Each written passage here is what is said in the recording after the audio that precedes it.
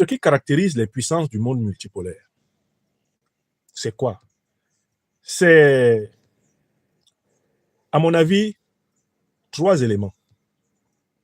Trois éléments caractérisent les puissances du monde multipolaire qui vont contribuer à la naissance des BRICS à la fin des années 90, début 2000.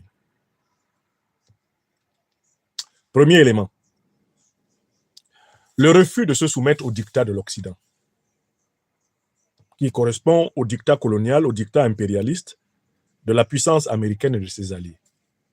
Il y a des pays dans le monde qui, en raison de leur personnalité propre, il y a des nations qui, en raison de leur histoire longue, de leur tradition, résistent toujours contre la domination et n'acceptent jamais d'être les vassals des autres. C'est le cas de la Russie, c'est le cas de la Chine. C'est le cas de l'Inde. Souvenez-vous de la grande résistance autour de Mahatma Gandhi.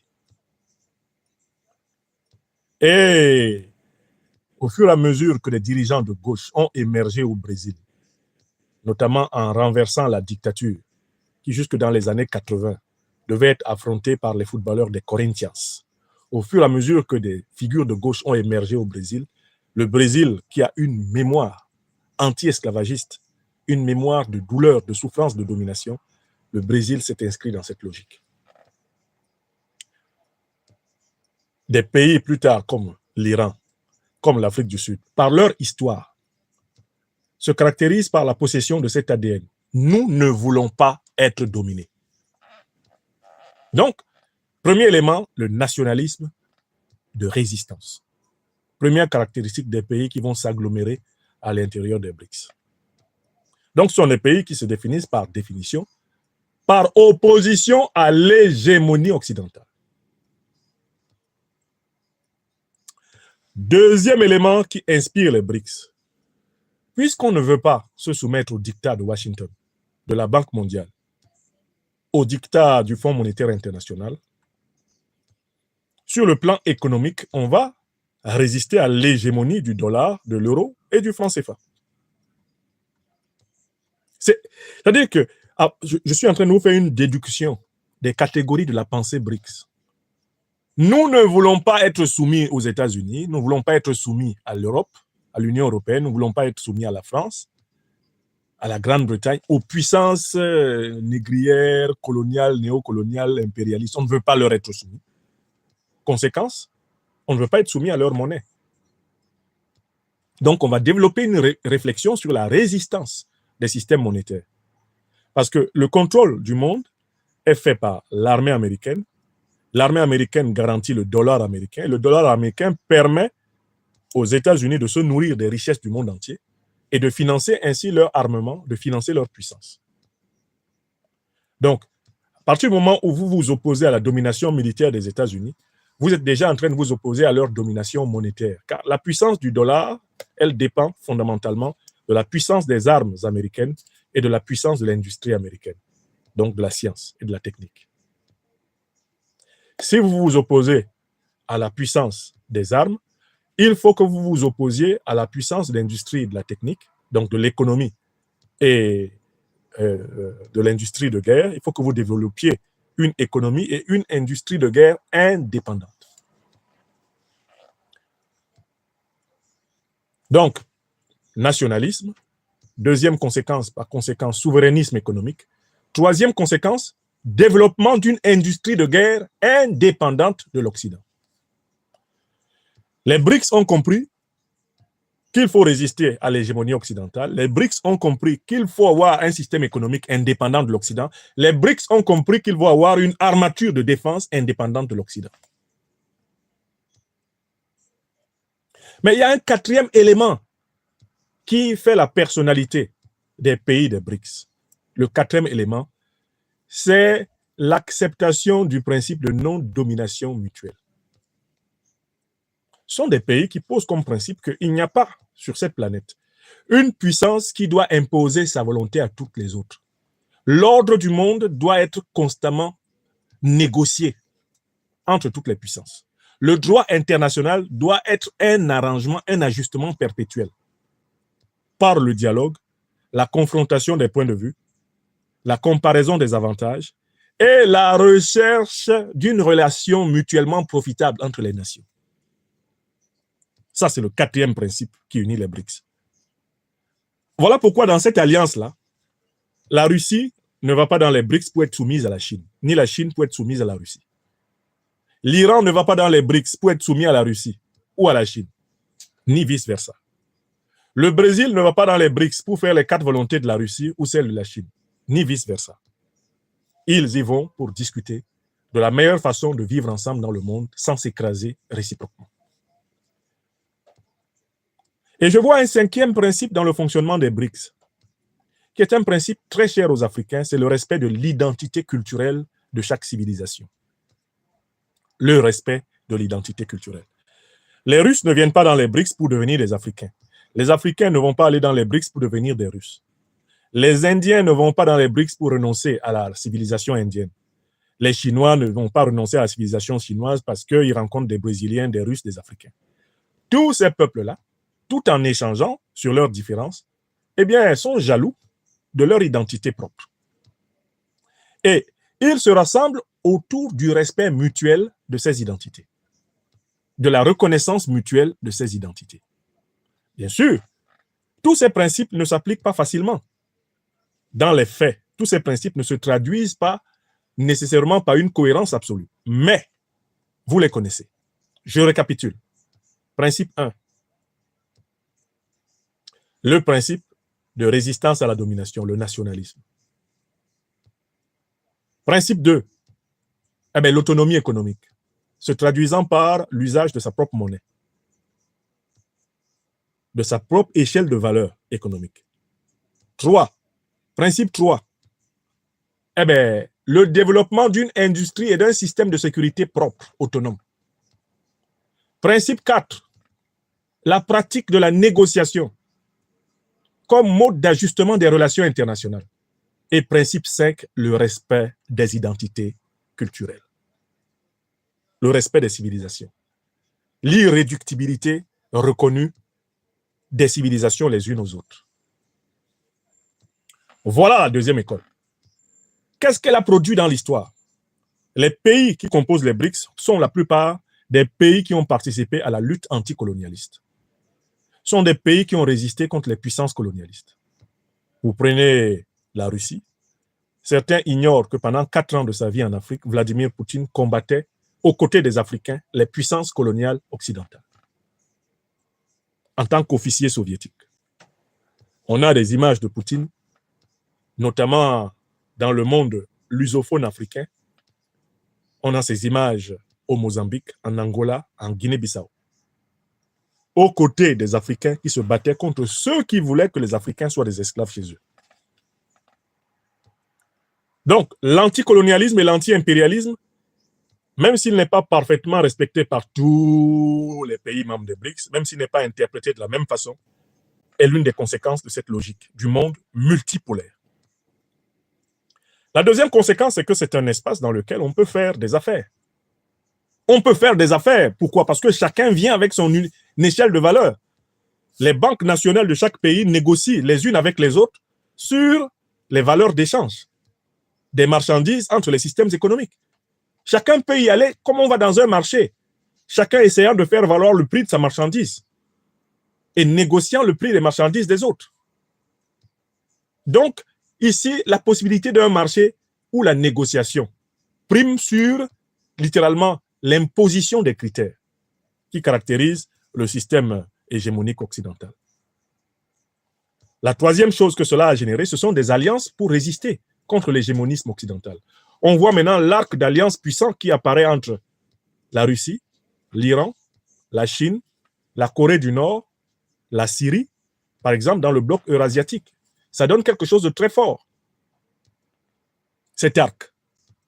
On voit, à travers le vote qui a eu lieu le 17 octobre, 99 pays sur 189 qui votent avec la Russie contre le colonialisme, qui s'opposent au colonialisme sous toutes les formes. Histoire de dire que la Russie n'est pas un État parfait, ce n'est pas une puissance parfaite qui n'aurait pas sur la conscience un certain nombre de violences historiques innommables, mais pour la plupart des autres peuples du monde, il n'y a pas le souvenir d'une domination subie de la part de la Russie sur leur territoire. Les Africains n'ont pas été décolonisés de la Russie. Je l'explique souvent à mes amis occidentaux qui veulent absolument se mettre sur le même pied d'égalité avec la Fédération de Russie en matière de mémoire. Et je leur dis, il n'y a pas de comparaison possible entre la barbarie négrière, coloniale, néocoloniale et impérialiste de l'Occident en Afrique et les interventions de l'armée russe en Afrique aux côtés des mouvements de libération ou aujourd'hui des mouvements de lutte antiterroriste, des États qui résistent contre le terrorisme. Il n'y a aucune comparaison possible. Vous pouvez organiser un colloque là-dessus. On va faire la liste des exactions de l'armée russe en Afrique et on va faire la liste des exactions occidentales sur les 500 dernières années en Afrique. On prend une échelle de 500 ans et il n'y a aucun chercheur occidental qui résistera à la démonstration. D'accord? Donc, c'est une absurdité de vouloir organiser une confrontation, une comparaison entre le passif de l'Occident, négrier, colonial, néocolonial, impérialiste en Afrique, et le passif de la Russie. On peut faire toutes les campagnes médiatiques. La comparaison ne tiendra pas dans un colloque scientifique. N'est-ce pas? Donc, voilà les deux modèles. Il nous reste à conclure la présente conférence. On sait qu'aujourd'hui, les BRICS ont dépassé en capacité de production des richesses. Les BRICS dépassent également en quantité de population le G7 et même le G11. C'est en 2023 que toutes les agences et tous les instituts de recherche à travers le monde ont noté que les deux courbes se sont croisées et que les BRICS sont passés au-dessus. C'est l'alliance économique, c'est l'alliance militaire, c'est l'alliance démographique, c'est potentiellement l'alliance politique la plus puissante de la planète, les BRICS, du point de vue même des instituts de recherche occidentaux.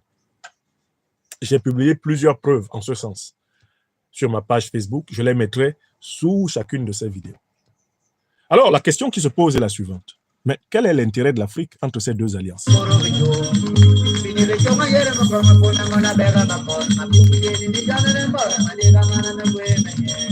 Quel est l'intérêt de l'Afrique? Où est l'intérêt de l'Afrique?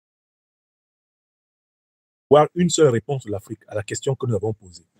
Ma réponse est non. Parce qu'en fait, il y a aussi au moins deux Afriques.